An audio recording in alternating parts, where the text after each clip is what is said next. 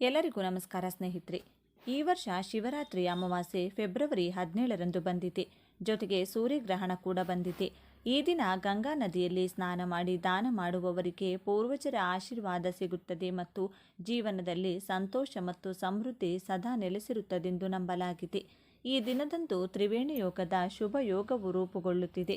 ಇದರಿಂದಾಗಿ ಕೆಲವು ರಾಶಿಗಳಿಗೆ ಒಳ್ಳೆಯ ದಿನಗಳು ಪ್ರಾರಂಭವಾಗಬಹುದು. ಆ ಲಕ್ಕಿ ರಾಶಿಗಳು ಯಾವುವು ಎಂಬುದನ್ನು ನೋಡೋಣ. ಹಾಗೆ ಈ ದಿನ ಈ ಕೆಲಸಗಳನ್ನು ಮಾಡಿದರೆ ಸರ್ವ ವಿಧವಾದ ಪಾಪಕರ್ಮಗಳು ಕಳೆದು ಪಿತೃಗಳ ಕೃಪೆಗೆ ಪಾತ್ರರಾಗಬಹುದು. ಈ ದಿನ ಯಾವ ವಿಶೇಷ ದೀಪವನ್ನು ಬೆಳಗಿಸಬೇಕು, ಎಳ್ಳಿನಿಂದ ಯಾವ ಕೆಲಸವನ್ನು ಮಾಡಬೇಕು ಮತ್ತು ಮನೆ ಒರೆಸುವ ನೀರಿಗೆ ಯಾವ ವಸ್ತುವನ್ನು ಬೆರೆಸಿ ಒರೆಸಬೇಕು ಅಂತ ಇವತ್ತಿನ ಈ ವಿಡಿಯೋದಲ್ಲಿ ಸಂಪೂರ್ಣವಾಗಿ ತಿಳಿಸಿಕೊಡ್ತೀವಿ. ಅದಕ್ಕೂ ಮುಂಚೆ ನೀವಿನ್ನು ಚಾನಲ್ಗೆ ಸಬ್ಸ್ಕ್ರೈಬ್ ಆಗಿಲ್ಲ ಅಂದರೆ ಈಗಲೇ ಸಬ್ಸ್ಕ್ರೈಬ್ ಆಗಿ, ಹಾಗೆ ವಿಡಿಯೋಗೆ ಲೈಕ್ ಮಾಡಿ, ವಿಡಿಯೋ ಸ್ಕಿಪ್ ಮಾಡದೆ ಕೊನೆ ತನಕ ನೋಡಿ. ಎಲ್ಲರೂ ಭಕ್ತಿಯಿಂದ ಓಂ ನಮಃ ಶಿವಾಯ ಅಂತ ಕಮೆಂಟ್ ಮಾಡಿ. ಮೇಷರಾಶಿಯವರಿಗೆ ಈ ದಿನವು ಪ್ರಯೋಜನಕಾರಿಯಾಗಿದೆ. ಈ ಜೀವನದಲ್ಲಿ ಸಂತೋಷ ಇರುತ್ತದೆ. ಪ್ರತಿಯೊಂದು ಕೆಲಸದಲ್ಲೂ ಯಶಸ್ಸನ್ನು ಸಾಧಿಸಲು ಸಾಧ್ಯವಾಗುತ್ತದೆ. ಆರ್ಥಿಕ ಪರಿಸ್ಥಿತಿಯನ್ನು ಸುಧಾರಿಸುವ ಸಂಪತ್ತು ಹೆಚ್ಚಾಗುವ ಸಾಧ್ಯತೆಗಳಿವೆ. ನೀವು ಸಂಬಂಧಿಕರನ್ನು ಭೇಟಿ ಮಾಡಬಹುದು.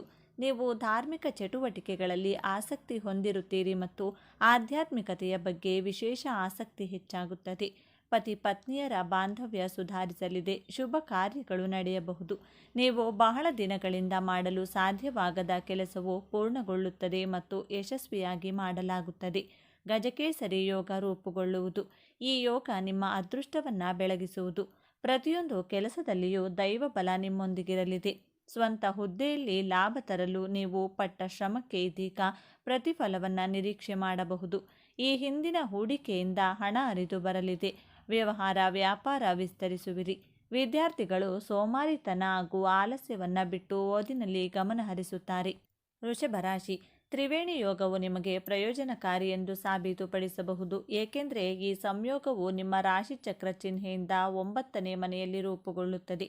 ಆದ್ದರಿಂದ ಈ ಸಮಯದಲ್ಲಿ ನೀವು ಧಾರ್ಮಿಕ ಮತ್ತು ಶುಭ ಕಾರ್ಯಕ್ರಮಗಳಲ್ಲಿ ಭಾಗವಹಿಸಬಹುದು. ಹಾಗೆಯೇ ನಿಮ್ಮ ಪೂರ್ವಜರ ಆಸ್ತಿಯಿಂದ ನೀವು ಪ್ರಯೋಜನಗಳನ್ನು ಪಡೆಯಲಿದ್ದೀರಿ. ಉದ್ಯೋಗಿಗಳಿಗೆ ಸಮಯ ತುಂಬ ಒಳ್ಳೆಯದಾಗಿರುತ್ತದೆ. ಅವರು ತಮ್ಮ ಕೆಲಸದ ಕ್ಷೇತ್ರದಲ್ಲಿ ದೊಡ್ಡ ಯಶಸ್ಸನ್ನು ಪಡೆಯಬಹುದು. ಅದೇ ಸಮಯದಲ್ಲಿ ನೀವು ಕೆಲಸ ಅಥವಾ ವ್ಯವಹಾರಕ್ಕೆ ಸಂಬಂಧಿಸಿದಂತೆ ಪ್ರಯಾಣಿಸಬಹುದು. ಈ ಸಮಯದಲ್ಲಿ ನಿಮ್ಮ ಆಸೆಗಳು ಈಡೇರುತ್ತವೆ. ವೃಷಭ ರಾಶಿಯ 2ನೇ ಮನೆಯಲ್ಲಿ ಗಜಕೇಸರಿ ಯೋಗ ಸೃಷ್ಟಿಯಾಗುವುದು. ಈ ಯೋಗದಿಂದಾಗಿ ನಿಮ್ಮ ಆರ್ಥಿಕ ಜೀವನ ನೆಮ್ಮದಿಯಿಂದ ಕೂಡಿರಲಿದೆ. ಕಡಿಮೆ ಶ್ರಮಕ್ಕೆ ಹೆಚ್ಚು ಲಾಭವನ್ನು ನೀವು ಪಡೆಯುವಿರಿ. ದೀರ್ಘಕಾಲದಿಂದ ನಿಂತು ಹೋಗಿದ್ದ ಹಳೆಯ ಕೆಲಸಗಳು ಮತ್ತೆ ಶುರು ಮಾಡಬಹುದು. ಇದರಿಂದಲೂ ನಿಮಗೆ ಹಣ ಹರಿದು ಬರಬಹುದು. ನಿಮ್ಮೆಲ್ಲ ಆಸೆಗಳು ಈಡೇರುವ ಸಂದರ್ಭ ಇದಾಗಿದೆ. ಈ ರಾಶಿಯ ವಿದ್ಯಾರ್ಥಿಗಳು ವಿದ್ಯಾಭ್ಯಾಸದ ಕಡೆಗೆ ಹೆಚ್ಚಿನ ಗಮನವನ್ನು ಹರಿಸುವರು. ಮಕರ ರಾಶಿಯವರಿಗೆ ರಾಶಿಚಕ್ರದ ಜನರಿಗೆ ತ್ರಿವೇಣಿ ಯೋಗದ ರಚನೆಯು ಶುಭವೆಂದು ಸಾಬೀತುಪಡಿಸಬಹುದು. ಏಕೆಂದರೆ ಈ ಕಾಕತಾಳೀಯವು ನಿಮ್ಮ ರಾಶಿಚಕ್ರದ ಲಗ್ನ ಮನೆಯಲ್ಲಿ ರೂಪುಗೊಳ್ಳಲಿದೆ. ಆದ್ದರಿಂದ ಈ ಸಮಯದಲ್ಲಿ ನಿಮ್ಮ ವ್ಯಕ್ತಿತ್ವವು ಪ್ರಭಾವಶಾಲಿಯಾಗುತ್ತದೆ. ಅಲ್ಲದೆ ಈ ಸಮಯದಲ್ಲಿ ನಿಮ್ಮ ಆತ್ಮವಿಶ್ವಾಸ ಹೆಚ್ಚಾಗುತ್ತದೆ. ಅಲ್ಲಿ ನಿಮ್ಮ ಕೆಲಸದ ಸ್ಥಳದಲ್ಲಿ ನೀವು ಸಾಕಷ್ಟು ಪ್ರಗತಿಯನ್ನು ಪಡೆಯಬಹುದು. ನಿಮಗೆ ಯಶಸ್ಸಿಗೆ ಹೊಸ ಅವಕಾಶಗಳು ಸಿಗುತ್ತವೆ. ಅದು ನಿಮಗೆ ಫಲಪ್ರದವಾಗಿರುತ್ತದೆ. ಜನರಲ್ಲಿ ವಿಶೇಷ ಗುರುತನ್ನು ಸೃಷ್ಟಿಸುತ್ತದೆ. ಅಲ್ಲದೆ ನಿಮ್ಮ ಜೀವನದಲ್ಲಿ ಸಕಾರಾತ್ಮಕ ಬದಲಾವಣೆಯನ್ನು ನೀವು ನೋಡುತ್ತೀರಿ. ಈ ಅವಧಿಯಲ್ಲಿ ವ್ಯಾಪಾರಿಗಳು ಸಹ ಭಾರೀ ಲಾಭವನ್ನು ಪಡೆಯುತ್ತಾರೆ. ನಿಮ್ಮ ವೈವಾಹಿಕ ಜೀವನ ಅದ್ಭುತವಾಗಿರುತ್ತದೆ. ಮಕರ ರಾಶಿಯವರ ಬಾಳು ಬಂಗಾರವಾಗುವ ಗಳಿಗೆ. ನಿಮ್ಮ ಜಾತಕದ 6ನೇ ಮನೆಯಲ್ಲಿ ಗಜಕೇಸರಿ ಯೋಗ ರೂಪುಗೊಳ್ಳುವುದು. ಗುರುಬಲದಿಂದ ನಿಮ್ಮ ಆಸೆಗಳು ಈಡೇರುತ್ತವೆ. ವಾಹನ ಮನೆ ಖರೀದಿ ಮಾಡಬಹುದು. ನವ ಜೋಡಿಗೆ ಮಕ್ಕಳಾಗುವ ಶುಭ ಸುದ್ದಿ ಬರಲಿದೆ. ಕುಟುಂಬದಲ್ಲಿ ಪರಸ್ಪರ ಪ್ರೀತಿ ನಂಬಿಕೆ ಆಳವಾಗುವ ಸಂದರ್ಭವಿದು. ದಂಪತಿಗಳ ನಡುವೆ ಇದ್ದ ಮನಸ್ತಾಪಗಳು ಕೂಡ ಮಾಯವಾಗಲಿವೆ. ನೆಮ್ಮದಿಯ ಜೀವನ ನಡೆಸಲು ಇದು ಪ್ರಾಶಸ್ತ್ಯ ಸಮಯ. ಆರ್ಥಿಕವಾಗಿ ಹಣ ಆಗಮನಕ್ಕಿದ್ದ ಹಾದಿಗಳು ಸುಗಮವಾಗಲಿದೆ. ತುಲಾರಾಶಿ. ತ್ರಿವೇಣಿ ಯೋಗದ ರಚನೆಯು ನಿಮಗೆ ಅನುಕೂಲಕರವೆಂದು ಸಾಬೀತುಪಡಿಸಬಹುದು. ಏಕೆಂದರೆ ಈ ಯೋಗವು ನಿಮ್ಮ ರಾಶಿಚಕ್ರದ 4ನೇ ಮನೆಯಲ್ಲಿ ರೂಪುಗೊಳ್ಳಲಿದೆ. ಆದ್ದರಿಂದ ಈ ಸಮಯದಲ್ಲಿ ನೀವು ಭೌತಿಕ ಸುಖಗಳನ್ನು ಪಡೆಯಬಹುದು. ಈ ಸಮಯದಲ್ಲಿ ನೀವು ವಾಹನ ಅಥವಾ ಆಸ್ತಿಯನ್ನು ಖರೀದಿಸಬಹುದು. ಸಂಪತ್ತು ಹೆಚ್ಚಾಗುವ ಸಾಧ್ಯತೆ ಇದೆ. ಮನೆ ಮತ್ತು ಕುಟುಂಬದಲ್ಲಿ ಸಂತೋಷದ ವಾತಾವರಣ ಇರುತ್ತದೆ. ನೀವು ಸೌಕರ್ಯಗಳು ಮತ್ತು ಐಷಾರಾಮಿಗಳನ್ನು ಆನಂದಿಸಲು ಸಾಧ್ಯವಾಗುತ್ತದೆ. ಅಲ್ಲದೆ ಉದ್ಯೋಗಿಗಳಿಗೆ ಕೆಲಸದ ಸ್ಥಳದಲ್ಲಿ ಕೆಲವು ಹೊಸ ಜವಾಬ್ದಾರಿಗಳು ಸಿಗಬಹುದು. ಅದೇ ಸಮಯದಲ್ಲಿ ನಿಮ್ಮ ತಾಯಿಯೊಂದಿಗಿನ ನಿಮ್ಮ ಸಂಬಂಧವು ಬಲವಾಗಿರುತ್ತದೆ. ಗಜಕೇಸರಿ ಯೋಗ ಸಾಕಷ್ಟು ಶುಭ ಫಲಗಳನ್ನು ನೀಡಲಿದೆ. ಇದು ನಿಮ್ಮನ್ನು ಉದ್ಯೋಗ ಸ್ಥಳದಲ್ಲಿ ಬಡ್ತಿಯೊಂದಿಗೆ ಉನ್ನತ ಸ್ಥಾನಕ್ಕೆ ಕೊಂಡೊಯ್ಯುವುದು. ಹಣಕಾಸಿನ ಜೀವನ ನೆಮ್ಮದಿಯಿಂದ ಕೂಡಿರಲಿದೆ. ನಿಮ್ಮ ಪ್ರಯತ್ನಗಳಿಗೆ ದುಪ್ಪಟ್ಟು ಲಾಭವನ್ನು ಪಡೆಯುವಿರಿ. ನಿಮ್ಮ ಆಲೋಚನೆಗಳಿಗೆ ಮನ್ನಣೆ ಸಿಗುವುದು. ನವಜೋಡಿಗೆ ಸಂತಾನ ಭಾಗ್ಯವೂ ಇದೆ. ವಿದ್ಯಾರ್ಥಿಗಳಿಗೆ ಓದಿನ ಬಗ್ಗೆ ಹೊಸ ಉತ್ಸಾಹ ಮೂಡುವುದು. ಅಧ್ಯಯನದಲ್ಲಿ ನಿಮ್ಮ ಬುದ್ಧಿವಂತಿಕೆ ದ್ವಿಗುಣವಾಗಲಿದೆ. ಬನ್ನಿ, ಈ ದಿನದಂದು ಪವಿತ್ರ ನದಿಗಳಲ್ಲಿ ಸಾಕ್ಷಾತ್ ಗಂಗಾ ಮಾತೆ ಹಾಗೂ ವರುಣ ದೇವರು, ಮುಕ್ಕೋಟಿ ದೇವಾನುದೇವತೆಗಳ ಸಾನ್ನಿಧ್ಯವಿರುತ್ತದೆ. ಆದ್ದರಿಂದ ನದಿಗಳಲ್ಲಿ ಸಾಧ್ಯವಾದರೆ ಒಂದು ಸಲ ಸ್ನಾನವನ್ನು ಮಾಡಿ. ಇದು ಸಾಧ್ಯವಾಗದಿದ್ದರೆ ನಿಮ್ಮ ಊರಿಗೆ ಸಮೀಪವಿರುವಂಥ ಪವಿತ್ರ ನದಿಗಳಲ್ಲಿ ಈ ದಿನ ಸ್ನಾನ ಮಾಡಿ ದೇವತೆಗಳನ್ನು ಸ್ಮರಿಸಿಕೊಳ್ಳಿ. ಇದರಿಂದ ಸರ್ವ ವಿಧವಾದ ಪಾಪಗಳು ನಶಿಸಿ ಆರೋಗ್ಯ ವೃದ್ಧಿಸುತ್ತದೆ. ಅದೃಷ್ಟ ದೈವಬಲ ಪ್ರಾಪ್ತಿಯಾಗುತ್ತದೆ. ಈ ದಿನದಂದು ಎಳ್ಳನ್ನು ಬಳಸಿಕೊಂಡು ತರ್ಪಣ ನೀಡಿದರೆ ಪಿತೃಗಳ ಅನುಗ್ರಹದಿಂದ 21 ವಿಧವಾದ ಪಿತೃದೋಷಗಳು, ಪಿತೃಶಾಪಗಳು ದೂರವಾಗಿ ಪಿತೃಗಳ ಕೃಪೆ ಇಡೀ ಕುಟುಂಬಕ್ಕೆ, ನಿಮ್ಮ ವಂಶಕ್ಕೆ ಪ್ರಾಪ್ತಿಯಾಗುತ್ತದೆ. ಈ ದಿನ ದೇವಾಲಯದಲ್ಲಿ ಇರುವಂಥ ಅರಳಿ ವೃಕ್ಷದ ಮುಂದೆ ಜಲದಿಂದ ಶುಚಿ ಮಾಡಿ ಅಕ್ಕಿ ಹಿಟ್ಟಿನಿಂದ ಚಿಕ್ಕ ರಂಗೋಲಿಯನ್ನು ಬರೆದು ಅದರ ಮೇಲೆ ಒಂದು ದೊಡ್ಡ ಮಣ್ಣಿನ ದೀಪವನ್ನು ಇಟ್ಟು ಸಾಸಿವೆ ಎಣ್ಣೆಯನ್ನು ಹಾಕಿ 2 ಬತ್ತಿಗಳನ್ನು ಒಂದು ಬತ್ತಿಯಾಗಿ ಮಾಡಿ ಅದೇ ರೀತಿ 12 ಬತ್ತಿಗಳನ್ನು ಬಿಡಿ ಬಿಡಿಯಾಗಿ ಇಟ್ಟು ದೀಪಾರಾಧನೆಯನ್ನು ಮಾಡಬೇಕು. ಇದರಿಂದಲೂ ಕೂಡ ಜಾತಕ ದೋಷಗಳು, ಪಿತೃದೋಷಗಳು ಬಹಳ ಸುಲಭವಾಗಿ ದೂರವಾಗುತ್ತದೆ. ಹಣಕಾಸಿನ ಸಮಸ್ಯೆ ಇದ್ದವರು ಯಾವ ಕೆಲಸಕ್ಕೆ ಕೈ ಹಾಕಿದರೂ ಯಶಸ್ಸು ಸಿಗುತ್ತಿಲ್ಲ ಅನ್ನೋದಾದರೆ ಅದೃಷ್ಟ ಕೂಡಿ ಬರಲು ಅರಳಿ ವೃಕ್ಷಕ್ಕೆ ಈ ದಿನ ಅರಿಶಿನ ಬೇರಿಸಿರುವ ನೀರನ್ನು ತಪ್ಪದೇ ಅರ್ಪಿಸಬೇಕು. ಇದರಿಂದ ಯಾವುದೇ ಅಡೆತಡೆಗಳಿದ್ದರೂ ದೂರವಾಗಿ ಎಲ್ಲ ಕೆಲಸದಲ್ಲೂ ಲಾಭ ಹಾಗೂ ಅದೃಷ್ಟ ಕೂಡಿ ಬರುತ್ತದೆ. ಈ ದಿನ ಸ್ವಯಂ ಪಾಕ ದಾನ ನೀಡಿ. ಬ್ರಾಹ್ಮಣರಿಗೆ, ಅವಶ್ಯಕತೆ ಇದ್ದವರಿಗೆ ಒಂದು ದಿನಕ್ಕಾಗುವ ಅಡುಗೆ ಪದಾರ್ಥಗಳು ಅಥವಾ ಒಂದು ಹೊತ್ತಿನ ಊಟಕ್ಕೆ ಆಗುವಂಥ ಅಡುಗೆ ಸಾಮಗ್ರಿಗಳನ್ನು ನೀಡಬೇಕು. ಅಕ್ಕಿ, ಬೇಳೆ, ತರಕಾರಿ, ಉಪ್ಪು, ಎಣ್ಣೆ, ಸೊಪ್ಪು, ಹಣ್ಣುಗಳನ್ನು ಹೀಗೆ ಅಡುಗೆ ಸಾಮಗ್ರಿಗಳನ್ನು ದಕ್ಷಿಣೆ ಸಮೇತ ನೀಡಿದರೆ ತುಂಬ ಉತ್ತಮ. ಈ ದಿನ ಗೋಮಾತೆಗೆ ಪಿತೃಗಳ ಹೆಸರನ್ನು ಹೇಳಿಕೊಂಡು ಕುಟುಂಬದಲ್ಲಿ ಯಾರಾದರೂ ಒಬ್ಬರಾದರೂ ಸರಿ ಹಸಿರು ಹುಲ್ಲನ್ನು ತಿನ್ನಿಸಬೇಕು. ಇದರಿಂದ ಇಡೀ ಕುಟುಂಬಕ್ಕೆ ಅದೃಷ್ಟ ಕೂಡಿ ಬರುತ್ತದೆ, ಪಿತೃದೋಷ ದೂರವಾಗುತ್ತದೆ. ಈ ದಿನ ದುರ್ಗಾದೇವಿಯ ದರ್ಶನ ಹಾಗೂ ಪಂಚಮುಖಿ ಆಂಜನೇಯ ಸ್ವಾಮಿಯ ದರ್ಶನವನ್ನು ಮರೆಯದೆ ಮಾಡಿ. ಇದರಿಂದ ಸಕಲ ಶತ್ರು ಬಾಧೆಗಳು ದೂರವಾಗುತ್ತದೆ. ಕಠಿಣ ಕಷ್ಟಗಳಿಂದ ಸುಲಭವಾಗಿ ಹೊರಬರಬಹುದು. ಬೆಳಿಗ್ಗೆ ಸಂಜೆ 2 ಸಮಯದಲ್ಲೂ ವಿಷ್ಣು ಸಹಸ್ರನಾಮ ಹಾಗೂ ಲಕ್ಷ್ಮಿ ಅಷ್ಟೋತ್ತರ ಪಾರಾಯಣವನ್ನು ಮಾಡಿ. ಮನೆ ಒರೆಸುವಂತಹ ನೀರಿಗೆ ಆಲಂ ಅಥವಾ ಸ್ಫಟಿಕವನ್ನು ಪುಡಿ ಮಾಡಿ ಆ ನೀರಿಗೆ ಬೆರೆಸಿ ಆ ನೀರಿನಿಂದ ವಿಶೇಷವಾಗಿ ಮನೆಯನ್ನು ಒರೆಸಿ. ಇದರಿಂದ ಮನೆಗೆ ಆಗಿರುವಂಥ ದೃಷ್ಟಿ, ನಕಾರಾತ್ಮಕ ಶಕ್ತಿಗಳು ದೂರವಾಗುತ್ತದೆ. ಈ ದಿನ ಅತಿ ಮುಖ್ಯವಾಗಿ ಕನಿಷ್ಠ 11 ಜನಕ್ಕೆ ಅನ್ನದಾನವನ್ನು ಮಾಡಿ. ಅವಶ್ಯಕತೆ ಇದ್ದವರಿಗೆ ಕಂಬಳಿಯ ದಾನ ಮಾಡಿ. ಇದರಿಂದ ವಿಶೇಷ ಪುಣ್ಯ ಫಲಗಳು ಪ್ರಾಪ್ತಿಯಾಗುತ್ತದೆ.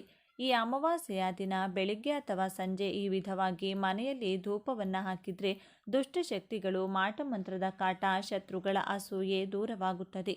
ಏನು ಮಾಡಬೇಕು? ಒಂದು ಚಿಕ್ಕ ತೆಂಗಿನಕಾಯಿಯ ಕಂಠವನ್ನು ಸುಟ್ಟು ಆ ಕೆಂಡಕ್ಕೆ ಬಿಳಿ ಮೆಣಸು ಕಾಳುಗಳನ್ನು, ಸ್ವಲ್ಪ ಅರಿಶಿನ ಪುಡಿ ಸ್ವಲ್ಪ ಹಾಗೂ ಒಂದು ಬಿರಿಯಾನಿ ಎಲೆಯನ್ನು ಹಾಕಿ ಸುಡಬೇಕು. ಅದರ ಹೊಗೆಯನ್ನು ಮನೆಯ ಎಲ್ಲ ಮೂಲೆ ಮೂಲೆಗೂ ತೋರಿಸಬೇಕು. ಇದರಿಂದ ಮನೆಯಲ್ಲಿರುವಂಥ ಎಲ್ಲ ಕೆಟ್ಟ ದೃಷ್ಟಿ ಶಕ್ತಿಗಳು ದೂರವಾಗುತ್ತವೆ. ಮನೆಯ ಸದಸ್ಯರಿಗೆ ಇರುವಂಥ ದುಃಖ, ಕಷ್ಟ, ಕಣ್ಣೀರು, ಅನಾರೋಗ್ಯದ ಸಮಸ್ಯೆಗಳು ಕೂಡ ದೂರವಾಗುತ್ತವೆ. ಈ ದಿನ ಮನೆಗೆ ಯಾರೇ ಬಂದರೂ ಕೂಡ ಅಥವಾ ಮನೆಯ ಮುಂದೆ ಯಾರು ಹಸಿವು ಅಂತ ಬಂದರೂ ಕೂಡ ಅವರನ್ನು ಖಾಲಿ ಕೈನಲ್ಲಿ ಕಳಿಸಬಾರದು. ಆದಷ್ಟು ಈ ದಿನ ಅನ್ನದಾನವನ್ನು ಮಾಡಿ ಪುಣ್ಯ ಫಲವನ್ನು ನೀವು ಪಡೆಯಬಹುದು. ಇಂಥ ವಿಶೇಷವಾದ ಈ ಬಗೆಗಿನ ಈ ಮಾಹಿತಿ ನಿಮಗೆ ಇಷ್ಟವಾದರೆ ತಪ್ಪದೇ ಈ ವಿಡಿಯೋಗೆ ಒಂದು ಲೈಕನ್ನು ಕೊಟ್ಟು ನಿಮ್ಮ ಇಷ್ಟ ದೇವರ ಹೆಸರನ್ನು ಬರೆದು ಪ್ರತಿಯೊಬ್ಬರಿಗೂ ಕೂಡ ಈ ವಿಡಿಯೋವನ್ನು ಶೇರ್ ಮಾಡಿ. ಈ ವರ್ಷ ಮೊದಲ ಸೂರ್ಯಗ್ರಹಣ ಶಿವರಾತ್ರಿ ಅಮಾವಾಸ್ಯೆ ದಿನ ಅಂದರೆ 2026 ಫೆಬ್ರವರಿ 17ರಂದು ಬಂದಿದೆ. ಇಂತಹ ಶಕ್ತಿಶಾಲಿಯ ಈ ದಿನ ಗೋಮಾತೆಗೆ ಯಾವ ಪದಾರ್ಥವನ್ನು ತಿನ್ನಿಸಬೇಕು? ಈ ದಿನ ಬಿಳಿ ಬಣ್ಣದ ವಸ್ತ್ರದಿಂದ ಯಾವ ಕೆಲಸವನ್ನು ಮಾಡಿದರೆ ಸರ್ವ ದಾರಿದ್ರ್ಯ ತೊಲಗಿ ಅಷ್ಟೈಶ್ವರ್ಯ ಪ್ರಾಪ್ತಿಯಾಗುತ್ತದೆ. ಹಣಕಾಸು, ಆರೋಗ್ಯ, ಸ್ವಂತ ಮನೆಯ ಕನಸು ನನಸಾಗಲು ಈ ದಿನ ಯಾವ ದೀಪವನ್ನು ಮನೆಯಲ್ಲಿ ಬೆಳಗಬೇಕು? ಯಾವ ದೇವರ ಪೂಜೆಯನ್ನು ಈ ದಿನ ಮಾಡಿದರೆ ಸರ್ವ ಕೋರಿಕೆಗಳು ಈಡೇರಿ ಶತ್ರು ಬಾಧೆಯಿಂದ ಮುಕ್ತಿ ದೊರೆಯುತ್ತದೆ ಅಂತ ಇವತ್ತಿನ ಈ ವಿಡಿಯೋದಲ್ಲಿ ಸಂಪೂರ್ಣವಾಗಿ ತಿಳಿಸಿಕೊಡ್ತೀವಿ. ಬನ್ನಿ. ಅದಕ್ಕೂ ಮುನ್ನ ನೀವಿನ್ನು ಚಾನಲ್ಗೆ ಸಬ್ಸ್ಕ್ರೈಬ್ ಆಗಿಲ್ಲ ಅಂದರೆ ಈಗಲೇ ಸಬ್ಸ್ಕ್ರೈಬ್ ಆಗಿ, ಹಾಗೆ ವಿಡಿಯೋಗೆ ಲೈಕ್ ಮಾಡಿ, ವಿಡಿಯೋ ಸ್ಕಿಪ್ ಮಾಡದೆ ಕೊನೆ ತನಕ ನೋಡಿ. ಎಲ್ಲರೂ ಭಕ್ತಿಯಿಂದ ಓಂ ಶ್ರೀ ಮಹಾಲಕ್ಷ್ಮಿ ನಮಃ ಅಂತ ಕಮೆಂಟ್ ಮಾಡಿ. ಈ ದಿನ ದೇವತೆಗಳೆಲ್ಲರೂ ಕೂಡ ಮಾನವ ರೂಪವನ್ನು ತಾಳಿ ಅದೃಶ್ಯವಾಗಿ ಬಂದು ಭೂಮಿಯ ಮೇಲಿನ ನದಿ ಸಮುದ್ರಗಳಲ್ಲಿ ಈ ದಿನ ಸ್ನಾನ ಮಾಡುತ್ತಾರೆ. ಆದ್ದರಿಂದ ಈ ದಿನ ಪ್ರತಿಯೊಬ್ಬರೂ ಕೂಡ ನದಿ ಸ್ನಾನ, ಸಮುದ್ರ ಸ್ನಾನವನ್ನು ಮಾಡಿಕೊಳ್ಬೇಕು. ಇದು ಸಾಧ್ಯವಾಗಿಲ್ಲ ಎನ್ನುವವರು ಮನೆಯಲ್ಲಿಯೇ ಸ್ನಾನ ಮಾಡುವಂತಹ ನೀರಿಗೆ ಸ್ವಲ್ಪ ಗರಿಕೆ ಹಾಗೂ ಅರಿಶಿನವನ್ನು ಬೆರೆಸಿಕೊಂಡು ಸ್ನಾನವನ್ನು ಮಾಡಬೇಕು. ಮನೆಯಲ್ಲಿ ಪುಣ್ಯ ನದಿಗಳ ನೀರಿದ್ರೆ ಆ ನೀರನ್ನು ಸ್ನಾನದ ನೀರಿಗೆ ಬೆರೆಸಿಕೊಂಡು ಸ್ನಾನವನ್ನು ಮಾಡಿ, ಅಥವಾ ಪುಣ್ಯ ನದಿಗಳ ಹೆಸರನ್ನು ಬಾಯಲ್ಲಿ ಹೇಳಿಕೊಂಡು ಈ ದಿನ ಸ್ನಾನವನ್ನು ಆಚರಿಸಿ. ಇದರಿಂದ ವಿಷ್ಣು ದೇವರ ಪರಿಪೂರ್ಣ ಅನುಗ್ರಹ ಹಾಗೂ ಅಶ್ವಮೇಧ ಯಾಗ ಮಾಡಿದರೆ ಎಷ್ಟು ಪುಣ್ಯ ಲಭಿಸುತ್ತದೆಯೋ ಅದಕ್ಕೆ ಸಮನಾದ ಪುಣ್ಯವು ಲಭಿಸುತ್ತದೆಂದು ನಮ್ಮ ಪುರಾಣಗಳಲ್ಲಿ ಉಲ್ಲೇಖವಿದೆ. ಆದ್ದರಿಂದ ಪ್ರತಿಯೊಬ್ಬರೂ ನಿಮ್ಮ ಮನೆಗಳಲ್ಲಿ ಈ ವಿಧಿವಿಧಾನವನ್ನು ಪಾಲಿಸುತ್ತಾ ಸ್ನಾನವನ್ನು ಮಾಡಬೇಕು.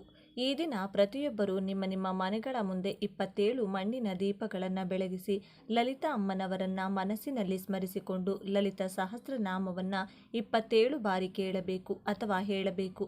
ಈ ಒಂದು ಕೆಲಸವನ್ನು ಯಾರು ಶ್ರದ್ಧೆ ಭಕ್ತಿಯಿಂದ ಮಾಡುತ್ತಾರೋ ಅವರ ಎಂತಹದ್ದೇ ಕಠಿಣ ಕೋರಿಕೆಗಳಿದ್ದರೂ ಕೇವಲ 3 ದಿನದಲ್ಲಿ ನೆರವೇರುತ್ತದೆ. ಈ ದಿನ ಮರೆಯದೆ ಯೋಗ್ಯರಿಗೆ ಈ ವಸ್ತುಗಳಲ್ಲಿ ಯಾವುದನ್ನಾದರೂ ದಾನವಾಗಿ ನೀಡಿದರೆ ಸರ್ವ ವಿಧವಾದ ಪಾಪಗಳು ಕಳೆದು ಹಣಕಾಸಿನ ಕಷ್ಟ ದೂರವಾಗುತ್ತದೆ. ಈ ದಿನ ಗೋವು ಸೇವೆ ಮಾಡಿದರೆ ಅನಂತ ಕೋಟಿ ಪುಣ್ಯಫಲಗಳು ಪ್ರಾಪ್ತಿಯಾಗುತ್ತದೆ. ಈ ದಿನ ಗೋವಿಗೆ ಆಹಾರ ಕೊಟ್ಟರೆ ಮಹಾಪುಣ್ಯ ಬರುತ್ತದೆ. ಈ ದಿನದಂದು ಹಸಿರು ಹುಲ್ಲನ್ನು ಗೋವಿಗೆ ತಿನ್ನಿಸಿದರೆ ದರಿದ್ರ ನಿವಾರಣೆಯಾಗುತ್ತದೆ. ನೆನೆಸಿಟ್ಟಂಥ ಹುರುಳಿಕಾಳನ್ನು ತಿನ್ನಿಸಿದರೆ ಉದ್ಯೋಗದಲ್ಲಿ ಸ್ಥಿರತೆ ಇರುತ್ತದೆ. ನೆನೆಸಿಟ್ಟ ಕಡಲೆ ಕಾಳುಗಳನ್ನು ತಿನ್ನಿಸಿದರೆ ಧನಾಭಿವೃದ್ಧಿ ನಡೆಯುತ್ತದೆ. ದಂಟು ಸೊಪ್ಪು ಹಾಗೂ ಬೆಲ್ಲ 2 ಸೇರಿಸಿ ತಿನ್ನಿಸಿದರೆ ಕೋರ್ಟ್ ಕೇಸಲ್ಲಿ ಇದ್ದರೆ ನಿಮ್ಮ ಪರಾಜಯ ಸಿಗುತ್ತದೆ. ಕ್ಯಾರೆಟ್ ತಿನ್ನಿಸಿದರೆ ವ್ಯಾಪಾರದಲ್ಲಿ ವೃದ್ಧಿಯಾಗುತ್ತದೆ.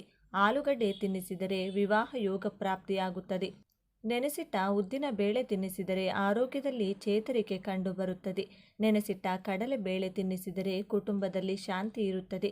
ಸೌತೆಕಾಯಿ ತಿನ್ನಿಸಿದರೆ ಶತ್ರು ನಿವಾರಣೆಯಾಗುತ್ತದೆ. ಇನ್ನು ಇವತ್ತು ಅರಳಿ ಮರದ ಪೂಜೆ ಮಾಡಿದರೆ ಅತ್ಯಂತ ಹೆಚ್ಚು ಮಹಿಮೆ ಸಿಗುತ್ತದೆ.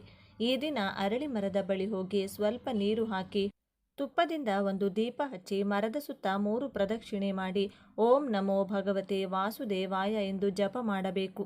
ಅದರ ನಂತರ 3 ಬಾರಿ ಮರವನ್ನು ಮುಟ್ಟಿ ನಮಸ್ಕರಿಸಿಕೊಳ್ಳಬೇಕು. ಈ ರೀತಿ ಮಾಡುವುದರಿಂದ ನಿಮ್ಮ ದರಿದ್ರವೆಲ್ಲ ದೂರವಾಗುತ್ತದೆ. ಹಾಗೆ ನಿಮ್ಮ ಮೈಯಲ್ಲಿ ಯಾವುದಾದರೂ ನಕಾರಾತ್ಮಕ ಶಕ್ತಿ ಇದ್ದರೆ ಅದು ಕೂಡ ನಿವಾರಣೆಯಾಗುತ್ತದೆ. ಜೊತೆಗೆ ಮಹಾಲಕ್ಷ್ಮಿ ಹಾಗೂ ಮಹಾವಿಷ್ಣು ಇಬ್ಬರ ಆಶೀರ್ವಾದ ಕೂಡ ಸಿಗುತ್ತದೆ. ಇನ್ನು ಪುರಾಣಗಳ ಪ್ರಕಾರ ಇವತ್ತು ಒಂದು ಸಲ ಸಮುದ್ರದಲ್ಲಿ ಸ್ನಾನ ಮಾಡಿದರೆ ಕೋಟಿ ನದಿಗಳಲ್ಲಿ ಸ್ನಾನ ಮಾಡಿದಷ್ಟು ಪುಣ್ಯಫಲ ಪ್ರಾಪ್ತಿಯಾಗುತ್ತದೆ.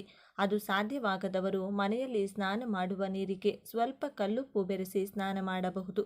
ಇನ್ನು ಆರೋಗ್ಯ ವೈಜ್ಞಾನಿಕ ವಿವರಣೆಯ ಪ್ರಕಾರ ಸಮುದ್ರದ ಉಪ್ಪು ನೀರು ನಮ್ಮ ದೇಹದಲ್ಲಿರುವಂಥ ವಿಷಕಾರಿ ಅಂಶವನ್ನು ನಿವಾರಣೆ ಮಾಡುತ್ತದೆ. ನಮ್ಮ ಚರ್ಮವನ್ನು ಶುದ್ಧೀಕರಿಸುತ್ತದೆ. ಹಾಗೆ ನಮಗೆ ಮಾನಸಿಕ ಶಾಂತಿ ಕೊಡುತ್ತದೆ. ಪ್ರತಿ ಮನುಷ್ಯ ಕೂಡ ವರ್ಷದಲ್ಲಿ 4 ಸಲ ಸಮುದ್ರದಲ್ಲಿ ಸ್ನಾನ ಮಾಡಬೇಕು. ಇನ್ನು ನೀವು ಸ್ನಾನ ಮಾಡುವ ಸ್ಥಳದ ಪ್ರಕಾರ ನಿಮಗೆ ಬರುವಂತಹ ಪುಣ್ಯಫಲ ಹೀಗಿರುತ್ತದೆ.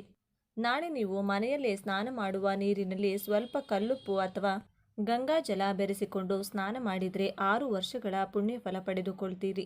ಅದೇ ಬಾವಿಯಲ್ಲಿ ಸ್ನಾನ ಮಾಡಿದರೆ 12 ವರ್ಷದ ಪುಣ್ಯಫಲ ಪಡೆದುಕೊಳ್ಳುತ್ತೀರಿ. ಕೆರೆಯಲ್ಲಿ ಸ್ನಾನ ಮಾಡಿದರೆ 24 ವರ್ಷ ಪುಣ್ಯಫಲ ಪಡೆದುಕೊಳ್ಳುತ್ತೀರಿ. ಸಾಮಾನ್ಯ ನದಿಯಲ್ಲಿ ಸ್ನಾನ ಮಾಡಿದರೆ 96 ವರ್ಷ ಪುಣ್ಯಫಲ ಸಿಗುತ್ತದೆ. ಒಂದು ವೇಳೆ ಪವಿತ್ರ ನದಿಯಲ್ಲಿ ಸ್ನಾನ, ಗಂಗಾ ನದಿಯಲ್ಲಿ ಸ್ನಾನ ಮಾಡಿದರೆ ಕೋಟಿ ಕೋಟಿ ವರ್ಷಗಳ ಪುಣ್ಯಫಲ ಪಡೆದುಕೊಳ್ತೀರಿ. ತ್ರಿವೇಣಿ ಸಂಗಮದಲ್ಲಿ ಸ್ನಾನ ಮಾಡಿದರೆ 10 ಕೋಟಿ ವರ್ಷಗಳ ಪುಣ್ಯಫಲ ಪಡೆದುಕೊಳ್ಳುತ್ತೀರಿ. ಅದೇ ಒಂದು ವೇಳೆ ಸಮುದ್ರದಲ್ಲಿ ಸ್ನಾನ ಮಾಡಿದರೆ 100 ಕೋಟಿ ವರ್ಷಗಳ ಪುಣ್ಯಫಲ ಪಡೆದುಕೊಳ್ಳುತ್ತೀರಿ. ನಾಳೆ ನೀವು ತಪ್ಪದೆ ಸೂರ್ಯನಿಗೆ ಆರ್ಘ್ಯ ಸಮರ್ಪಿಸಬೇಕು. ಆ ರೀತಿ ಸೂರ್ಯನಿಗೆ ಆರ್ಘ್ಯ ಬಿಡುವಾಗ ಈ ಶ್ಲೋಕವನ್ನು ಹೇಳಿದರೆ ತುಂಬ ಒಳ್ಳೆಯದು. ಆ ಶ್ಲೋಕ ಏನಂದರೆ, ಸಾವಿತ್ರಿ ಪ್ರಸವಿತೆ ಚ ಪರಂಧಾಮ ಜಲೆ ಮಮ ತತ್ತೇಜಸ ಪರಭ್ರಷ್ಟಂ ಪಾಪಂ ಯಾತು.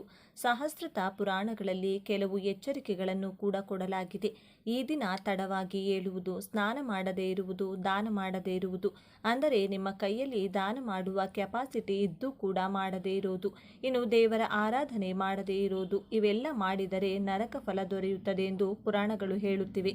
ಸಾಮಾನ್ಯವಾಗಿ ಈ ದಿನ ಯಾರಿಗೂ ಹಣವನ್ನು ನೀಡಬಾರದು ಅಂತ ಹೇಳಲಾಗುತ್ತದೆ. ಆದರೆ ಹಣವನ್ನು ಈ ದಿನ ದಾನವಾಗಿ ನೀಡಬೇಕು. ಯೋಗ್ಯರಿಗೆ, ಅಂದರೆ ಅವಶ್ಯಕತೆ ಇದ್ದವರಿಗೆ, ವೃದ್ಧರಿಗೆ, ಅಂಗವಿಕಲರಿಗೆ, ಹೋಮ ಹವನ ಜಪತಪ ಮಾಡುವವರಿಗೆ ನಿಮ್ಮ ಶಕ್ತಿಗೆ ಅನುಸಾರ ಹಣವನ್ನು ದಾನವಾಗಿ ನೀಡಬೇಕು. ಬಿಳಿ ಬಣ್ಣದ ವಸ್ತ್ರಗಳು ಅಥವಾ ಹತ್ತಿಯನ್ನು ಕೂಡ ಈ ದಿನ ದಾನವಾಗಿ ಕೊಡಬೇಕು. ಬಿಳಿ ಬಣ್ಣದ ವಸ್ತ್ರವನ್ನೇ ಏಕೆ ಈ ದಿನ ದಾನವಾಗಿ ಕೊಡಬೇಕು ಅನ್ನೋದಾದರೆ, ಈ ದಾನದಿಂದ ಚಂದ್ರನನ್ನು ಸಂತೋಷಗೊಳಿಸಬಹುದು. ಚಂದ್ರನು ಮನಸ್ಕಾರಕ. ನಮ್ಮ ಮನಸ್ಸಿನಲ್ಲಿರುವಂಥ ಕಿರಿಕಿರಿ, ಗೊಂದಲಗಳನ್ನು, ಚಂಚಲತೆಯನ್ನು ದೂರ ಮಾಡುತ್ತಾನೆ. ಮನಸ್ಸು ಚೆನ್ನಾಗಿದೆ ಅಂದರೆ ದುಡಿಯುವ ಕಡೆ ಏಕಾಗ್ರತೆ, ಕೆಲಸದ ಕಡೆ ಗಮನ ಹೆಚ್ಚುತ್ತದೆ. ಇದರಿಂದ ಹಣದ ಲಾಭವೇ ಆಗುತ್ತದೆ. ಎಳ್ಳನ್ನು ಈ ದಿನ ದಾನದ ರೂಪದಲ್ಲಿ ನೀಡಬೇಕು. ಇದರ ಜೊತೆಗೆ ಕಂಬಳಿ, ಪಾದರಕ್ಷೆ ಹಾಗೂ ಛತ್ರಿಯ ದಾನವನ್ನು ನೀಡಿದರೆ ಶುಭ ಯೋಗಗಳು ಪ್ರಾಪ್ತಿಯಾಗುತ್ತದೆ. ಈ ದಿನ ಯಾರು ಸಾಕ್ಷಾತ್ ವಿಷ್ಣು ದೇವರಿಗೆ ಬಿಳಿ ಬಣ್ಣದ ಪುಷ್ಪಗಳಿಂದ ಹಾಗೂ ತುಳಸಿಯಿಂದ ಪೂಜೆಯನ್ನು ಮಾಡ್ತಾರೋ ಅವರ ಮನೆಯಲ್ಲಿದ್ದ ದರಿದ್ರ ಲಕ್ಷ್ಮಿ ಮನೆಯಿಂದ ಹೊರಹೋಗಿ ಸಾಕ್ಷಾತ್ ಮಹಾಲಕ್ಷ್ಮಿ ದೇವಿಯ ಆಗಮನವಾಗುತ್ತದೆ. ಮನೆಯಲ್ಲಿ ಸದಾ ಹಣದ ಸಮಸ್ಯೆ, ಕುಟುಂಬ ಕಲಹ, ಮಕ್ಕಳ ಹಠ, ದುಡ್ಡು ಕೈನಲ್ಲಿ ನಿಲ್ಲದೇ ಇರುವುದು, ಈ ಸಮಸ್ಯೆಗಳಿದ್ರೆ ಬಿಳಿ ಪುಷ್ಪಗಳು ಹಾಗೂ ತುಳಸಿ ದಳಗಳಿಂದ ಮಹಾವಿಷ್ಣು ಮಹಾಲಕ್ಷ್ಮಿ ಅಮ್ಮನವರಿಗೆ ಪೂಜೆ ಮಾಡಿಕೊಳ್ಳಿ. ಇನ್ನು ಸ್ವಂತ ಮನೆಯ ಕನಸು ನನಸಾಗಲು ಮನೆ ಕಟ್ಟಿಸಿ ಅರ್ಧಕ್ಕೆ ನಿಂತಿದ್ರೆ ಎಷ್ಟೇ ಪ್ರಯತ್ನ ಪಟ್ಟರೂ ಸ್ವಂತಕ್ಕೆ ಅಂತ ಒಂದಿಷ್ಟು ಭೂಮಿ ಖರೀದಿ ಮಾಡಲು ಸಾಧ್ಯವಾಗುತ್ತಿಲ್ಲವೆಂದರೆ ಈ ದಿನ ಗೌರಿಶಂಕರನ ಪೂಜೆ ಮಾಡಬೇಕು. ಅಂದರೆ ನಿಮ್ಮ ಮನೆಗಳಲ್ಲಿ ಈ ದಿನ ಸಂಜೆ ಅಥವಾ ರಾತ್ರಿ ಸಮಯದಲ್ಲಿ ಈ ವಿಧವಾಗಿ ಶಿವ ಹಾಗೂ ಪಾರ್ವತಿಯರ ಪೂಜೆ ಮಾಡಿಕೊಳ್ಳಬೇಕು. ಶಿವ ಪಾರ್ವತಿಯರ ಫೋಟೋ ದೇವರ ಕೋಣೆಯಲ್ಲಿಟ್ಟು ಪುಷ್ಪಗಳಿಂದ ಅಲಂಕಾರ ಮಾಡಿ 5 ದೀಪಗಳನ್ನು ತುಪ್ಪ ಅಥವಾ ಎಳ್ಳೆಣ್ಣೆ ಸಹಾಯದಿಂದ ಬೆಳಗಿಸಬೇಕು.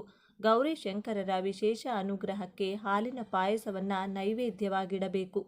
ಈ ದಿನ ರಾತ್ರಿಯ ಸಮಯದಲ್ಲಿ ಹಾಲನ್ನು ಚಂದ್ರನ ಬೆಳಕಿನಲ್ಲಿ ಅರ್ಧ ಗಂಟೆ ಇಟ್ಟು ಆ ನಂತರ ಆ ಹಾಲಿನಿಂದ ಪಾಯಸವನ್ನು ಮಾಡಿ ಶಿವ ಪಾರ್ವತಿಯರ ಮುಂದಿಟ್ಟು ತದನಂತರ ಮನೆ ಮಂದಿಯೆಲ್ಲ ಪ್ರಸಾದವಾಗಿ ಸ್ವೀಕರಿಸಬೇಕು. ಹೀಗೆ ಮಾಡೋದ್ರಿಂದ ಕುಟುಂಬದಲ್ಲಿ ಆಗುವ ಗಲಾಟೆ, ಕಲಹಗಳು ನಿಲ್ಲುತ್ತದೆ. ಮನೆಯ ಸದಸ್ಯರ ನಡುವೆ ಪ್ರೀತಿ ವಾತ್ಸಲ್ಯ ಹೆಚ್ಚುತ್ತದೆ. ಭೂಮಿ, ಸ್ವಂತ ಮನೆಗಾಗಿ ನೀವು ಪಡುವಂತಹ ಕಷ್ಟ ಅಂತ್ಯವಾಗುತ್ತದೆ. ಸ್ವಗೃಹ ಯೋಗವನ್ನು ನೀವು ಅತಿ ಶೀಘ್ರವಾಗಿ ಕಾಣಬಹುದು.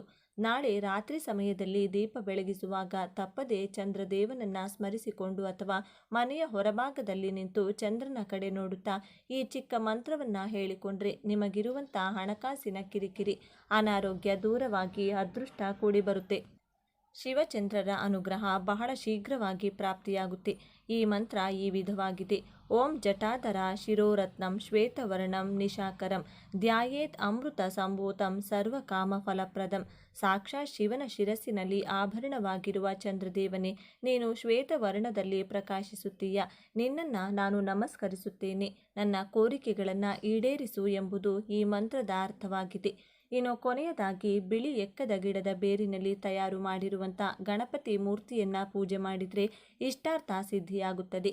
ಈ ದಿನ ಗಣಪತಿಯ ಪೂಜೆಯನ್ನು ಮಾಡಿದರೆ ವಿವಾಹ, ಕೆಲಸ, ಭೂಮಿ, ಕೋರ್ಟ್ ಕೇಸ್ನಲ್ಲಿ ಜಯ, ಎಲ್ಲ ಅನುಕೂಲತೆಗಳು ಪ್ರಾಪ್ತಿಯಾಗುತ್ತದೆ. ಈ ದಿನ ನಾನು ಹೇಳಿದಂಥ ಎಲ್ಲ ಪರಿಹಾರಗಳನ್ನು ನೀವು ಮಾಡಿದ್ದೆ ಆದರೆ ನಿಮಗೆ ಈ ವಿಶೇಷ ಫಲಗಳು ಸಿಗುತ್ತದೆ. ಆಯಸ್ಸು, ಆರೋಗ್ಯ, ಐಶ್ವರ್ಯ, ಜ್ಞಾನ ಮತ್ತು ಮೋಕ್ಷ. ಓಂ ನಮಃ ಶಿವಾಯ ಅಥವಾ ಓಂ ನಮೋ ನಾರಾಯಣ ಎಂದು ಕಮೆಂಟ್ ಮಾಡಿ. 2026ರಲ್ಲಿ ಮಹಾಶಿವರಾತ್ರಿಯನ್ನು ಭಾನುವಾರ ಫೆಬ್ರವರಿ 15ರಂದು ಆಚರಿಸಲಾಗುತ್ತದೆ. ಮಹಾಶಿವರಾತ್ರಿಯ ದಿನದಂದು ಶಿವನನ್ನು ಪೂಜಿಸುವ ಪದ್ಧತಿ ಇದೆ. ಈ ದಿನ ಜನರು ದಿನವಿಡೀ ಉಪವಾಸವಿದ್ದು ಶಿವನ ಆರಾಧನೆಯನ್ನು ಮಾಡುತ್ತಾರೆ.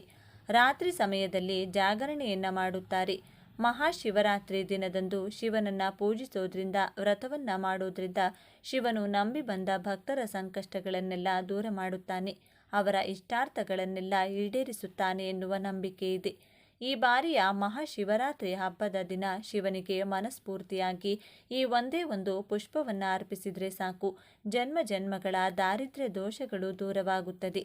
ಶಿವಾನುಗ್ರಹದಿಂದ ನಿಮಗಿರುವ ಪ್ರತಿ ಸಂಕಷ್ಟಗಳು ಕಳೆದು ಪ್ರತಿ ಕೆಲಸದಲ್ಲೂ ಶಿವನ ಬಲ ಉಂಟಾಗುತ್ತದೆ. ಮಹಾಶಿವರಾತ್ರಿಯ ದಿನ ಶಿವನಿಗೆ ಯಾವೆಲ್ಲ ಪುಷ್ಪಗಳನ್ನು ಅರ್ಪಿಸಿದರೆ ಯಾವ ಫಲಗಳು ಪ್ರಾಪ್ತಿಯಾಗುತ್ತದೆ, ಯಾವ ಪುಷ್ಪವನ್ನು ಅರ್ಪಿಸೋದ್ರಿಂದ ತಲೆಮಾರುಗಳು ಕೂತು ತಿನ್ನುವಷ್ಟು ಆಸ್ತಿ ಪ್ರಾಪ್ತಿಯಾಗುತ್ತದೆ ಅಂತ ಇವತ್ತಿನ ಈ ವಿಡಿಯೋದಲ್ಲಿ ಸಂಪೂರ್ಣವಾಗಿ ತಿಳಿಯೋಣ ಬನ್ನಿ. ಅದಕ್ಕೂ ಮುಂಚೆ ನೀವಿನ್ನು ಚಾನಲ್ಗೆ ಸಬ್ಸ್ಕ್ರೈಬ್ ಆಗಿಲ್ಲ ಅಂದರೆ ಈಗಲೇ ಸಬ್ಸ್ಕ್ರೈಬ್ ಆಗಿ, ಹಾಗೆ ವಿಡಿಯೋಗೆ ಲೈಕ್ ಮಾಡಿ, ವಿಡಿಯೋ ಸ್ಕಿಪ್ ಮಾಡದೆ ಕೊನೆ ತನಕ ನೋಡಿ. ಅತಿ ಶಕ್ತಿಯುತವಾದ ಪವಿತ್ರವಾದಂಥ ಮಹಾಶಿವರಾತ್ರಿ. ಶಿವರಾತ್ರಿ ಎನ್ನುವುದು ಮಹಾಶಿವನಿಗೆ ಬಲು ಪ್ರಿಯವಾದಂತಹ ದಿನವಾಗಿದೆ. ಈ ದಿನದಂದು ಈ ಒಂದೇ ಒಂದು ಪುಷ್ಪವನ್ನು ಶಿವನಿಗೆ ಅರ್ಪಿಸಿದರೆ ಎಂಥದ್ದೇ ಸಾಲದ ಸಮಸ್ಯೆ ಇದ್ದರೂ, ಆರ್ಥಿಕ ಸಮಸ್ಯೆಗಳಿದ್ದರೂ ಕೂಡ ಸುಲಭವಾಗಿ ಕಳೆಯುತ್ತದೆ. ಈ ಒಂದು ವಿಶೇಷವಾದ ಪುಷ್ಪ ಯಾವುದೆಂದರೆ ನಾಗಶಿವಲಿಂಗ ಪುಷ್ಪ. ಈ ಒಂದು ಪುಷ್ಪಕ್ಕೆ ಶಿವಕಮಲ, ನಾಗಮಲ್ಲಿ ಹಾಗೂ ಮಲ್ಲಿಕಾರ್ಜುನ ಪುಷ್ಪ ಎಂಬ ಹೆಸರಿನಿಂದಲೂ ಕೂಡ ಕರೆಯಲಾಗುತ್ತದೆ. ಈ ಒಂದು ನಾಗಲಿಂಗ ಪುಷ್ಪವು ಪ್ರಾಚೀನ ಶಿವಾಲಯಗಳಲ್ಲಿ, ಕಾಡಿನ ಪ್ರದೇಶಗಳಲ್ಲಿ ಅಥವಾ ಪವಿತ್ರವಾದ ಸ್ಥಳಗಳಲ್ಲಿ ಕಂಡುಬರುತ್ತದೆ. ಈ ನಾಗಶಿವಲಿಂಗ ಪುಷ್ಪವು ಹೇಗಿರುತ್ತದೆ ಎಂದರೆ, ಶಿವಲಿಂಗದ ಮೇಲೆ ಸರ್ಪವು ಎಡೆ ಎತ್ತಿ ನಿಂತಿರುವ ಹಾಗೆ ಕಾಣಿಸುತ್ತದೆ. ಆದ್ದರಿಂದ ಇದನ್ನು ಶಿವಲಿಂಗ ಪುಷ್ಪ ಅಥವಾ ನಾಗಲಿಂಗ ಪುಷ್ಪ ಎಂದು ಕರೆಯಲಾಗುತ್ತದೆ. ಈ ಬಾರಿ ಶಿವರಾತ್ರಿಯ ದಿನ ಈ ಒಂದೇ ಒಂದು ನಾಗಲಿಂಗ ಪುಷ್ಪವನ್ನು ಶಿವಲಿಂಗದ ಮೇಲಿಟ್ಟು ನಮಸ್ಕಾರವನ್ನು ಮಾಡಿಕೊಂಡ್ರೆ ಜನ್ಮ ಜನ್ಮಗಳ ಪಾಪಕರ್ಮಗಳು, ದಾರಿದ್ರ್ಯಗಳು, ದೋಷಗಳು ನಶಿಸಿ ಹೋಗುತ್ತವೆ. ಒಂದು ವೇಳೆ ನಾಗ ಶಿವಲಿಂಗ ಪುಷ್ಪ ದೊರೆಯಲಿಲ್ಲ ಅನ್ನೋದಾದರೆ ಏನು ಮಾಡಬೇಕು? ಅದಕ್ಕೆ ಪರ್ಯಾಯವಾದಂಥ ಪದ್ಮಪುಷ್ಪ ಅಂದರೆ ಕಮಲದ ಹೂವನ್ನು ಶಿವಲಿಂಗದ ಮೇಲಿಟ್ಟು ನಮಸ್ಕಾರ ಮಾಡಿಕೊಳ್ಬೇಕು. ಹೇಗೆ ನಾಗಶಿವಲಿಂಗ ಪುಷ್ಪ ಅಥವಾ ಪದ್ಮಪುಷ್ಪವನ್ನು ಶಿವನಿಗೆ ಅರ್ಪಿಸೋದ್ರಿಂದ ಎಂಥದ್ದೇ ಆರ್ಥಿಕ ಸಮಸ್ಯೆಗಳಿದ್ದರೂ ಕೂಡ ಶೀಘ್ರವಾಗಿ ದೂರವಾಗುತ್ತದೆ. ಭೂಮಿ ದೋಷಗಳು ಕಳೆದು ಹೋಗುತ್ತದೆ. ಆಸ್ತಿ ಎನ್ನುವುದು ಪ್ರಾಪ್ತಿಯಾಗುತ್ತದೆ. ಶಿವನ ಬಲ ಸದಾ ನಿಮ್ಮ ಜೊತೆಗಿರುತ್ತದೆ. ಹಾಗೆಯೇ ಯಾರಿಗೆ ಜೀವನದಲ್ಲಿ ಶತ್ರುಗಳ ಬಾಧೆ ಹೆಚ್ಚಾಗಿರುತ್ತೋ ಅಂಥವರು ಶಿವನಿಗೆ ತಪ್ಪದೆ ದಾಸವಾಳ ಪುಷ್ಪವನ್ನು ಅರ್ಪಿಸಬೇಕು. ಇದರಿಂದ ಜೀವನದಲ್ಲಿ ಅನುಭವಿಸುವಂತಹ ಸಕಲ ಶತ್ರು ಬಾಧೆಗಳಿಂದ ಸುಲಭವಾಗಿ ಹೊರಬರಬಹುದು. ಆರೋಗ್ಯದ ಸಮಸ್ಯೆಗಳು ಹೆಚ್ಚಾಗಿದ್ದವರು ಕಣಗಲೆ ಪುಷ್ಪವನ್ನು ಶಿವರಾತ್ರಿಯ ದಿನ ಶಿವನಿಗೆ ಅರ್ಪಿಸಿ ನಮಸ್ಕಾರವನ್ನು ಮಾಡಿಕೊಳ್ಬೇಕು. ಹೀಗೆ ಮಾಡೋದ್ರಿಂದ ಆರೋಗ್ಯವು ಕ್ರಮೇಣ ವೃದ್ಧಿಯಾಗುತ್ತಾ ಹೋಗುತ್ತದೆ. ಇನ್ನು ಕೆಲವರಿಗೆ ಮನಸ್ಸಿನಲ್ಲಿ ಎಷ್ಟೋ ದಿನಗಳಿಂದ ಯಾವುದೋ ಒಂದು ಕೋರಿಕೆ ಇರುತ್ತದೆ. ಆ ಒಂದು ಕೋರಿಕೆಗಳು ಎಷ್ಟೇ ಪ್ರಯತ್ನ ಮಾಡಿದರೂ ಕೂಡ ನೆರವೇರುವುದಿಲ್ಲ. ಅಂಥವರು ಈ ಬಾರಿಯ ಮಹಾಶಿವರಾತ್ರಿಯ ದಿನ ಶಿವನಿಗೆ ತಪ್ಪದೆ ತುಂಬಿ ಪುಷ್ಪವನ್ನು ಭಕ್ತಿಯಿಂದ ಅರ್ಪಿಸಬೇಕು. ಹೀಗೆ ಮಾಡೋದ್ರಿಂದ ನಿಮ್ಮ ಸಕಲ ಇಷ್ಟಾರ್ಥಗಳು ಅಥವಾ ನಿಮ್ಮ ಬಹುದಿನದ ಕೋರಿಕೆಗಳು ಶಿವನ ಕೃಪೆಯಿಂದ ಶೀಘ್ರವಾಗಿ ನೆರವೇರುತ್ತದೆ. ಇನ್ನು ಮದುವೆ ಭಾಗ್ಯ ಕೂಡಿ ಬಂದಿಲ್ಲ ಅಥವಾ ಇಷ್ಟಪಟ್ಟಂತಹ ವ್ಯಕ್ತಿಯ ಜೊತೆಗೆ ಮದುವೆಯಾಗುತ್ತಿಲ್ಲ, ವಯಸ್ಸು ದಾಟಿದರೂ ಮದುವೆಗೆ ಅಡೆತಡೆಗಳು ಹೆಚ್ಚಾಗಿದೆ ಅಂದರೆ ಶಿವರಾತ್ರಿಯ ದಿನ ಶಿವನಿಗೆ ಸಣ್ಣ ಜಾಜಿ ಪುಷ್ಪವನ್ನು ಅರ್ಪಿಸಿ ನಮಸ್ಕಾರವನ್ನು ಮಾಡಿಕೊಳ್ಬೇಕು. ಇದರಿಂದ ಮದುವೆಗೆ ಅಥವಾ ಕಂಕಣಕ್ಕಿರುವಂಥ ಅಡೆತಡೆಗಳು ಸುಲಭವಾಗಿ ದೂರವಾಗುತ್ತದೆ. ಇನ್ನು ಕೆಲವರಿಗೆ ವಾಹನ ಯೋಗ ಅಥವಾ ವಾಹನ ಖರೀದಿ ಮಾಡಲು ಹೆಚ್ಚಿನ ಸಮಸ್ಯೆ ಇದ್ದರೆ ವಾಹನ ಪ್ರಾಪ್ತಿಯಾಗಲು ಶಿವರಾತ್ರಿಯ ದಿನ ಶಿವಲಿಂಗಕ್ಕೆ ಜಾಜಿ ಪುಷ್ಪವನ್ನು ಅರ್ಪಿಸಿ ನಮಸ್ಕಾರ ಮಾಡಿಕೊಳ್ಬೇಕು. ಹೀಗೆ ಮಾಡೋದ್ರಿಂದ ನೂತನ ವಾಹನ ಯೋಗ ಪ್ರಾಪ್ತಿಯಾಗುತ್ತದೆ.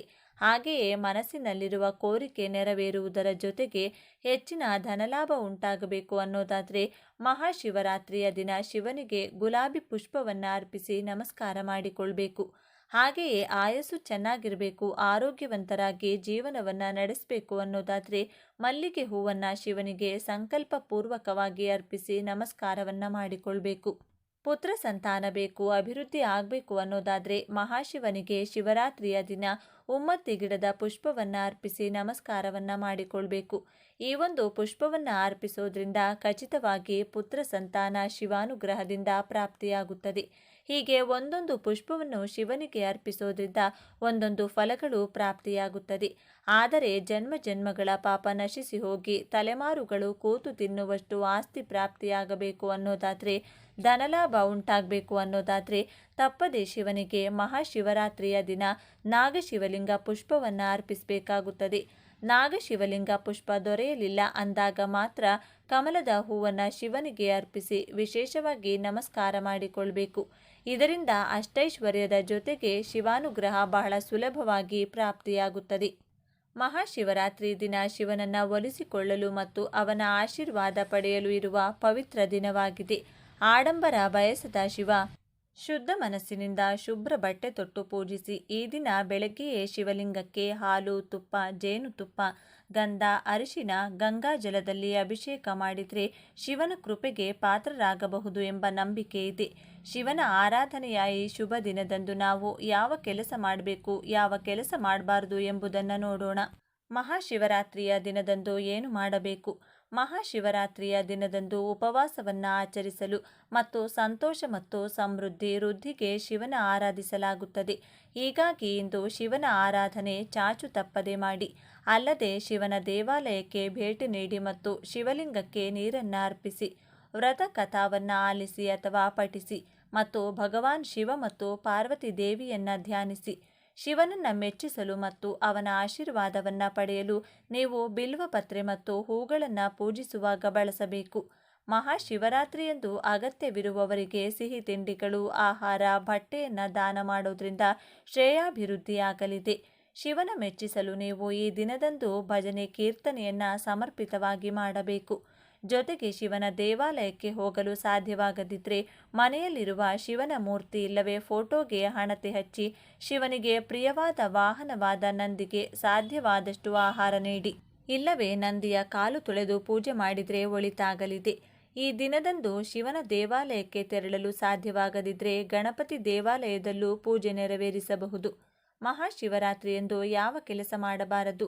ನೀವು ಮಹಾಶಿವರಾತ್ರಿಯಂದು ಮಾಂಸ ಅಥವಾ ಮದ್ಯವನ್ನು ಸೇವಿಸಬಾರದು. ಶಿವರಾತ್ರಿಯಂದು ಸುಳ್ಳು ಹೇಳುವುದು, ಮೋಸ ಮಾಡುವ ಕೆಲಸಕ್ಕೆ ಕೈ ಹಾಕಬೇಡಿ.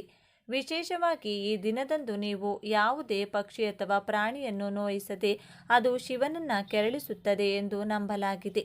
ನೀವು ಮನೆಯಲ್ಲಿ ಶಾಂತಿ ಮತ್ತು ಸಾಮರಸ್ಯವನ್ನು ಕಾಪಾಡಿಕೊಳ್ಳಲು ಪ್ರಯತ್ನಿಸಬೇಕು ಮತ್ತು ಯಾವುದೇ ಘರ್ಷಣೆಗಳಲ್ಲಿ ಪಾಲ್ಗೊಳ್ಳಬಾರದು.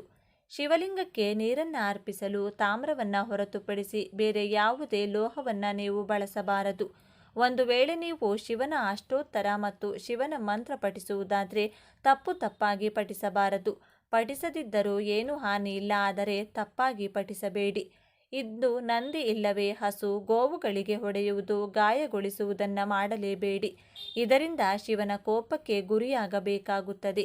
ಮಹಾಶಿವರಾತ್ರಿಯ ಬಗೆಗಿನ ಈ ಮಾಹಿತಿ ನಿಮಗೆ ಇಷ್ಟವಾದರೆ ಈ ವಿಡಿಯೋವನ್ನು ಪ್ರತಿಯೊಬ್ಬರಿಗೂ ಕೂಡ ಶೇರ್ ಮಾಡಿ. ಎಲ್ಲರೂ ಭಕ್ತಿಯಿಂದ ಓಂ ನಮಃ ಶಿವಾಯ ಅಂತ ಕಮೆಂಟ್ ಮಾಡಿ. ಧನ್ಯವಾದಗಳು.